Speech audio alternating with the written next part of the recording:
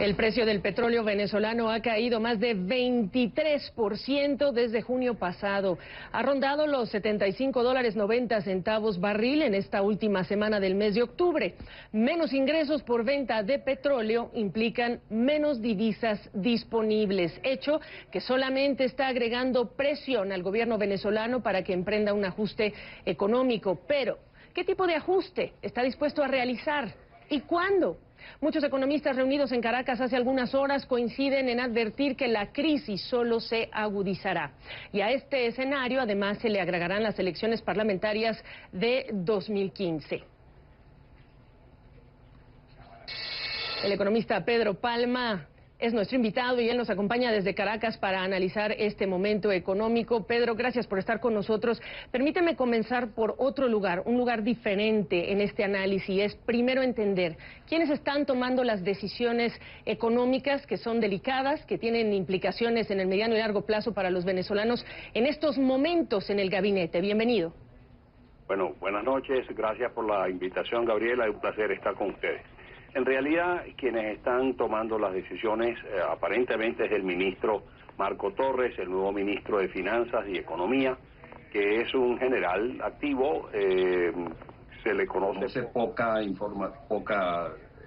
destreza o experticia en el área económica, pero en todo caso él es el que está al frente del equipo económico.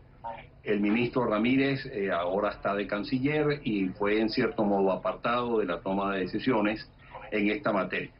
Ahora, la gran pregunta que está presente es, bueno, ¿qué decisiones tomará el gobierno? Hasta el momento ha tomado muy pocas. Los desequilibrios y graves problemas que estamos padeciendo en la economía venezolana ya vienen desde el año 2013. Ha pasado casi todo el año 2014 sin que haya habido reacciones importantes de parte del Ejecutivo para afrontar esas circunstancias, pero ahora se está agravando todo el panorama por esta caída de los precios del petróleo tan acentuado. Esta es una economía típicamente rentista que depende del ingreso que se genera por el petróleo, y obviamente esta caída de los ingresos va sin duda alguna a agregar presión en la necesidad de tomar acciones para afrontar la situación. Ustedes se reúnen con frecuencia y hablan con frecuencia sobre el tiempo que se agota porque la situación solamente se está agudizando. Y yo quería preguntarte, tú has dicho hace también algunas horas que la inflación que tú estás previendo para Venezuela no la descartas que supere el 100%, por decirlo menos. Eso me hace pensar que tienes poca confianza en el tiempo, es decir, en la premura que hasta ahora no parece haber mostrado el gobierno de Venezuela en realizar un ajuste, aunque fuera gradual, pero se está perdiendo el tiempo en empezar en ese ajuste. ¿Coincides? Completamente. El gobierno ha intentado postergar esas medidas de ajuste, no está dispuesto a tomar medidas de ajuste que obviamente son incómodas, generan incomodidad para la población, generan penuria para la población, y lo que ha optado el gobierno es simplemente por postergar esas medidas.